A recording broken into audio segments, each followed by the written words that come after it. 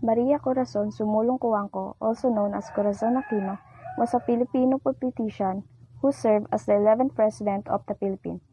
She was the first woman to hold that office. She was the most prominent figure of the 1986 People Power Revolution.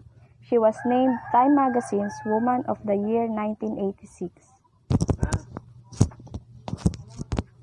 When her husband, Benigno Aquino Jr. died, she took the opposition and ran for President of the Philippines, with the former Senator Salvador Laurel as Vice President on February 7, 1985. She oversaw the promulgation of the 1987 Constitution. Her administration provided a strong emphasis on concerning civil liberties and human rights, and peace talks to resolve the ongoing communism. Her economic policies was centered on restoring economic health and confidence and focused on creating a market-oriented and socially responsible economy. She became first Filipino bestowed the prestigious Prize for Freedom Award and also awarded the prestigious Ramon Magsaysay Award in 1998. Corazon Aquino is highly regarded by the international diplomatic community as the mother of democracy. I'm Monica Benitez, and my report is about the intent of the speech of President Cory Aquino. So first, to declare the freedom of the Filipinos from the Marcos regime.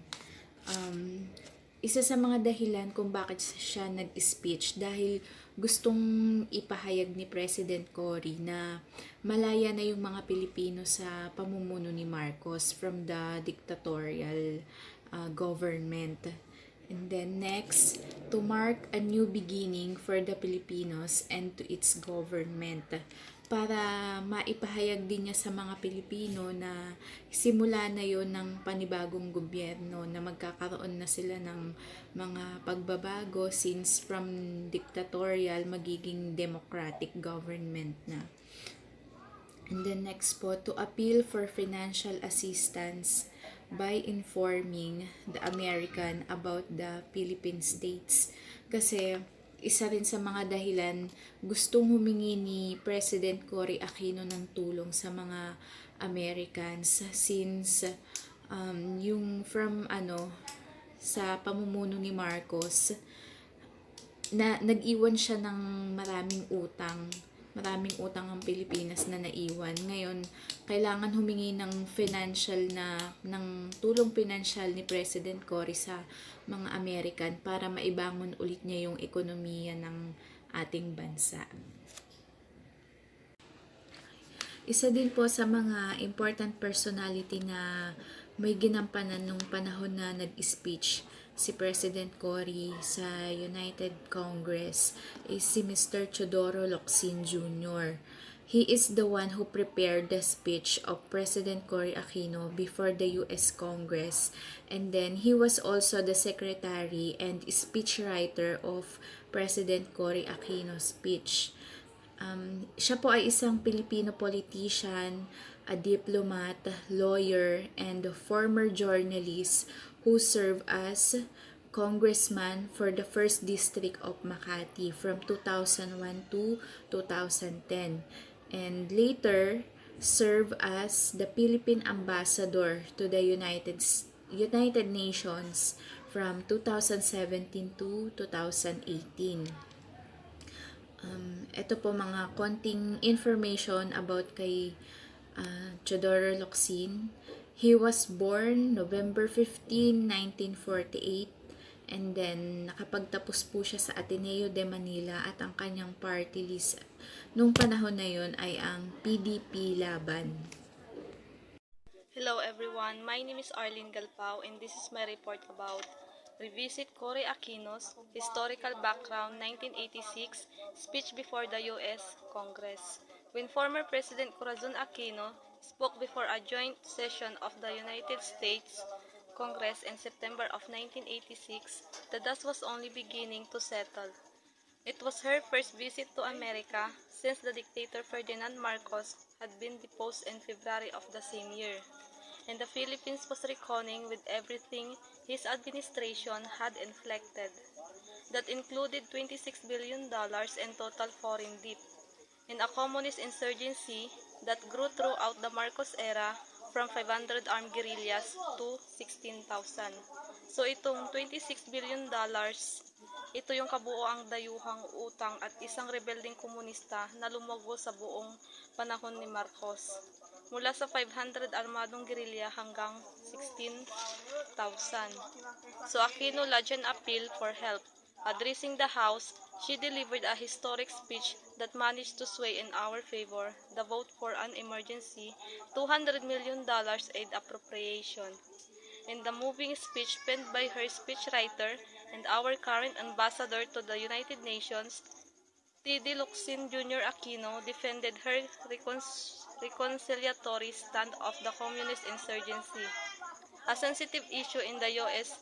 given that this was 1986 and asked for financial aid towards rebuilding the Philippines economy.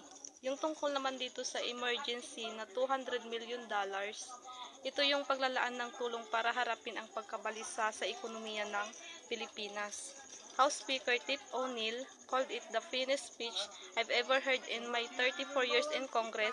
Senate Majority Leader Robert Dole told her, "Cory, you hit a home run." And House Minority Whip Trent Lott said, "Let's just say the emotion of the moment saved the day. It would go down in the annals of our history as one of the former President's finest speeches." So, yun lang po yung report ko about dito sa historical background ni Cory Aquino. Thank you. Still we fought for honor, and if only honor we shall pay. And yet shall we have to wring the payments from the sweat of our men's faces and zinc all the wealth piled the bondman's 250 years of unrequited toil. Yet, to all Americans, as the leader to our proud and free people, I address the question: has there been a greater test of national commitment to the ideals you hold dear than that my people have gone through? You have spent many lives and much treasure to bring free people to many lands that were reluctant to receive it. And here you have a people who want it by themselves and need only the help to preserve it.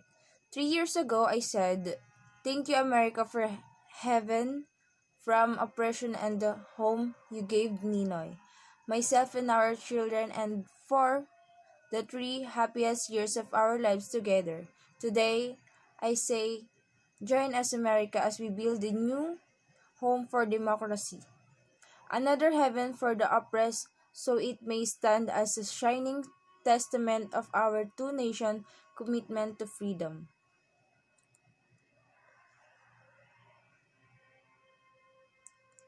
Many in the audience of cabinet members, diplomats, senators, and congressmen honored Aquino's signature color by displaying the color themselves. The chamber was sprinkled with yellow shirts, blouses, ties, handkerchiefs, and some of the 200 yellow roses flown in from Texas by House Majority Leader James C. Wright. Her stunning successful U.S. visit will not diminish the problems Aquino must face when they return to Manila.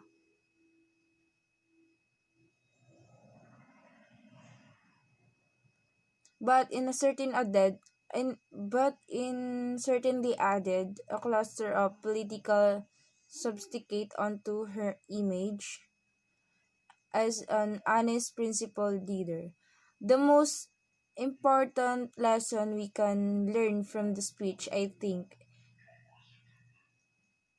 is that we cannot entrust our redemption to another sovereign state, and the only real solution to any type of rebellion is to address the cause.